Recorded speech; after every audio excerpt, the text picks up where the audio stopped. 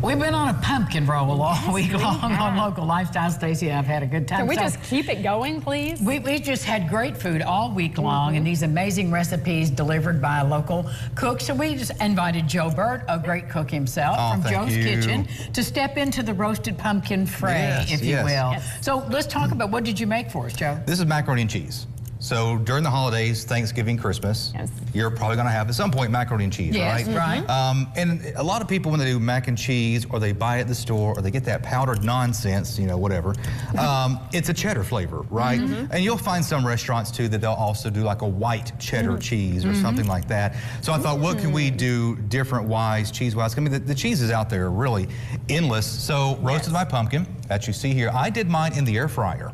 Okay, talk about that. So my air fryer is, I mean, it held that just enough. And I took the lid off, cut the lid, scooped out all the insides, of course, the seeds and whatnot. And then I put it in my air fryer after salt and pepper and olive oil on the inside. Okay. So you brush it with olive oil. Yep, brush it all salt and pepper. And season the inside. Any other seasonings? No, that was it. That was I mean, there will be more seasonings, I'll tell you here in a second. But for the mac and cheese. For the mac and cheese. Right. Yes, right. So roasted it 420 minutes in my air fryer. And that's what you got there. Very soft, but still firm. You know, it's not going to fall apart. Sometimes they can, so kind of keep that in mind. But for the mac and cheese, it was just regular elbow. Macaroni, okay. Yeah, just regular elbows.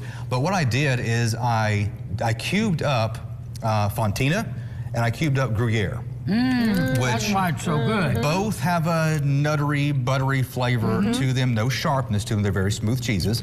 And so while the noodles were boiling, in another pot I added Italian sausage.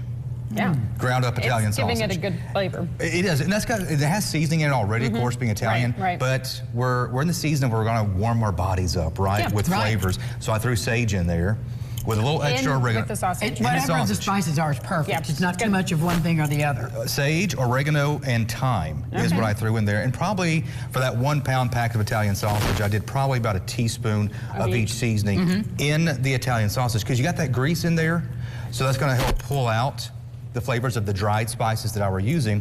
Then I put everything into a big old mixing bowl and threw the cubed cheeses in there and stirred and stirred and stirred. I don't like, by the way, I don't like buying the pre-shredded cheeses. You talked about this the other day when you were making our cheeseburger I'm the same way. dip. If I'm so you cooking, shredded both of those. I mean, you get you get the convenience with it, but you have those starches on it, and that does not like to melt. It changes everything, and it doesn't take especially with mac and cheese, because Right. that's what we want. We want it to melt and be so smooth. Right. You want like that. You want the stringy stringiness. cheese. You want the gooiness. And I thought, all right, it tastes good. I was really on the phone last night. I was like, it tastes good, but it needs a little something else. Well, I went and got the heavy cream. That brought it on home, didn't it? So I threw about a cup of heavy cream in here as well. So about half a box of elbows, pound of the Italian sausage, about 7 ounces there of the Gruyere, about 7 ounces of the Fontina. And how much did you have left? Because you had some left over from once you stuffed this pumpkin. Yeah, there's still more left. I probably could have filled 2 pumpkins. Okay. And again, that was half a box of elbows. I didn't use the whole box of elbows. Maybe 3/4 of the box. So that made quite a bit. I want to get into your pumpkin flesh here and taste it with mac. So let me dig in there and get a little pumpkin action in there. Yeah, when it came out. If I can. I know. It's hard to do. But when it came out, I mean, it was great. It was just right. I mean, the pumpkin, you mean? Oh, yeah. It wasn't. So I got a little pumpkin on my. Wasn't falling apart, but you could tell it was, really. I mean, you can see how soft those edges are, but still good firmness where it's not breaking apart. We'll dig in there, Stacey. That pumpkin really brightens it up too. How can people get your recipe? Well, I will get that for you online. So there's on TriStateHomepage.com. There's a Joe's Kitchen section where when I cook online or on air on Wednesdays at 8:45 on Channel 7. Recipes go on there, so I'll put this on there for you. You're gonna want to get it, and your guests are gonna love it. Italian breadcrumbs on top, by the way. He made a big mess with that, by the way. Thank you, baby. We love you. You're welcome. Awesome. We'll be right back. Yeah.